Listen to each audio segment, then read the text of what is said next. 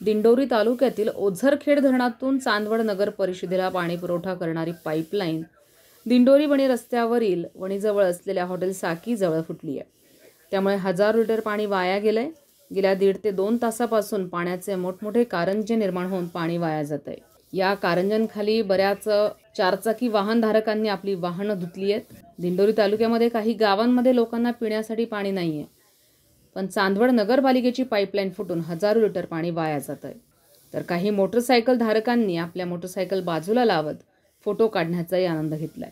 मे आणि जूनमध्ये दिंडोरी तालुका कोरडा पडतो आणि एवढ्या मोठ्या प्रमाणावर पाणी वाया जात असल्यानं या पाण्याचा बंदोबस्त करावा, असं किसान सभेचे कार्यकर्ते रमेश चौधरी यांनी म्हटलंय. बोला. रमेश चौधरी, तालुका अध्यक्ष. आम्ही उदरखेड धरणातून चांदवडला जी पाईपलाईन गेली पाण्यासाठी दिंडोरी तालुका 2 जूनला कोरडा पडतोय.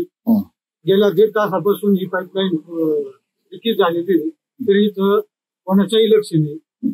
परंतु ज्या वेळेस पाणी नव्हतं असतं त्यावेळेस अशा गोष्टीकडे लक्ष देतील.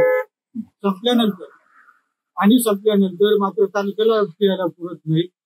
आज यांनी जर लक्ष देऊन हे पाणी जर वेळेत याचा बंदोबस्त जर केला तर भविष्यामध्ये ते पाणी पुरेल आणि प्रशासनाने याच्याकडे त्वरित लक्ष द्यावं.